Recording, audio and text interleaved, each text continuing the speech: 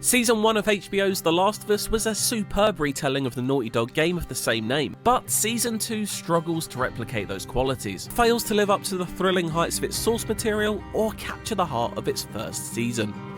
So boom! It seems like the chosen ones have been selected to see the whole season of Season 2 The Last of Us, and they're giving us the critique, and it seemed like we got a Season 2 full of hot garbage. Let them tell it. Now, you know, us community people ain't gracious enough to see the series beforehand, but based off of what they're saying online, the brands are giving them high scores, and the ones closer to us, which is the people, it's kind of scoring it down. It's like, yo, we're not being political like Empire and Collider because we want interviews. Discussing Films giving it a 7.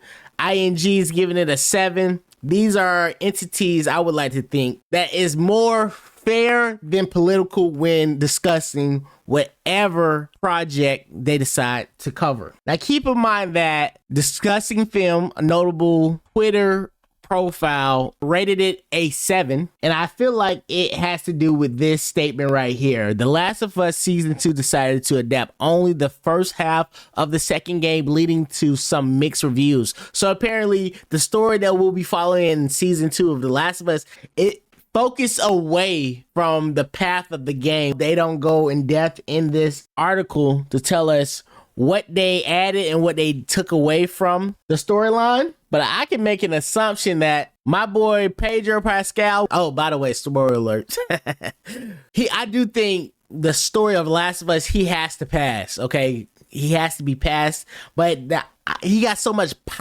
star power that I can see a world where they think he passed away, but he's like living.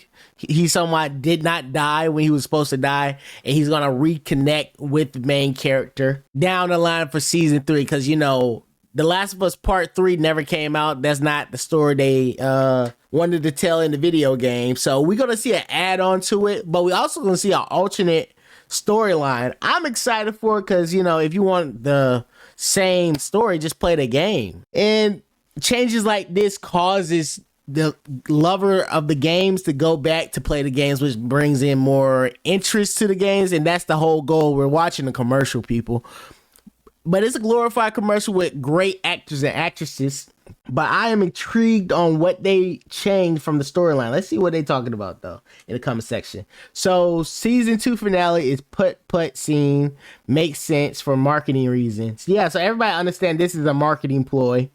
By first half, you mean everything before Abby's POV? That's true. Does this mean we don't get to see Abby's perspective? And I don't know. I do not know. Based off the story, and if you're still watching it, clearly The Last of Us has LGBT storylines within it that naturally comes up. And based off the first, when it was following these dynamic duo, I do think the writers and directors and the storytellers in all aspects of The Last of Us is very good at telling human stories. So I don't think it's going to be propaganda, but I already know what the freak going to happen, which is a whole bunch of rage bait content coming out when that storyline shows up. So maybe they amplified it or they took it away, and that is the crutch of the whole situation. But comment down below what you think most likely happened in regards to the distaste for this new season of The Last of Us.